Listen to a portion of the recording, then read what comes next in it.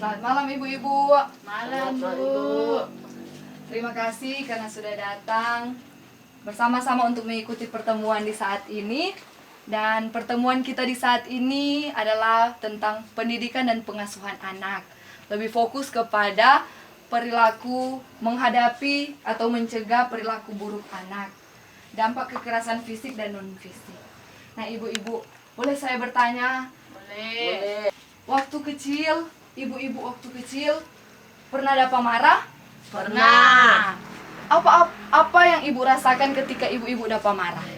Hati sakit. Hati sakit, sedih, maraju. Ya, benar sekali. Pasti apa yang ibu-ibu rasakan juga dirasakan oleh anak-anak ketika ibu-ibu melakukan kekerasan saat ini. Saya akan melakukan ilustrasi. Boleh ibu-ibu berdiri? Nah, mari buka telapak tangan. Bayangkan tangan ini terisi pasir. Jadi ada pasir petoran tangan. Mari torang genggam sama-sama. Semakin lama semakin erat. Semakin erat dan semakin erat. Apa yang terjadi pada pasir ketika kita menggenggam erat? Taciri, no. Taciri jatuh, Kang. Jatuh dari sela-sela jari. Ya, terima kasih ibu-ibu. Silakan duduk. Tangan yang diibaratkan dengan orang tua. Dan pasir yang kita genggam adalah seorang anak. Semakin keras kita menggenggam, pasti pasir itu akan jatuh. Begitu pula dengan anak-anak. Ketika kita melakukan kekerasan kepada anak, lambat laun kekerasan yang terjadi pada anak itu akan membuat hal baik dari anak itu hilang. Perlahan demi perlahan ketika kita melakukan kekerasan, pasti lambat laun anak akan hilang yang disebut kebaikan. Hal-hal baik dari anak akan hilang. Jadi ibu-ibu, saya berharap ibu-ibu tidak akan melakukan kekerasan kepada anak. Menurut ibu-ibu, apa yang bisa kita ambil dari ilustrasi tadi? Kita tidak boleh terlalu keras terhadap anak. Ya, tidak boleh terlalu keras terhadap anak. Karena ketika kita melakukan kekerasan terhadap anak, pasti anak akan merasakan kesedihan seperti ibu-ibu bilang. Mungkin ada rasa marah sendiri.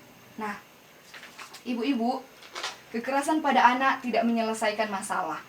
Kekerasan bisa membuat anak semakin tertantang untuk melakukan hal yang tidak baik sebagai cara untuk mendapatkan perhatian orang tua.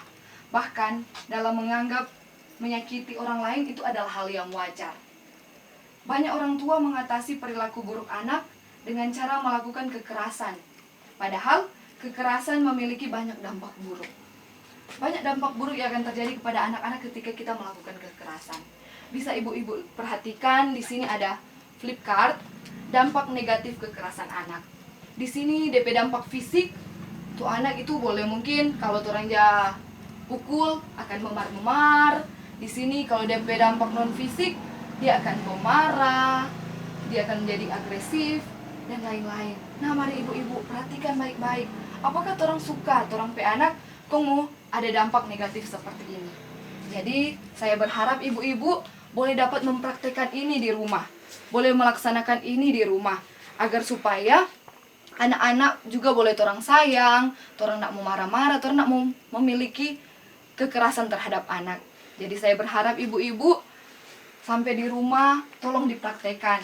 Mengendalikan diri ketika anak-anak melakukan kesalahan, mengendalikan emosi, agar supaya anak-anak ini boleh tumbuh menjadi anak yang lebih baik.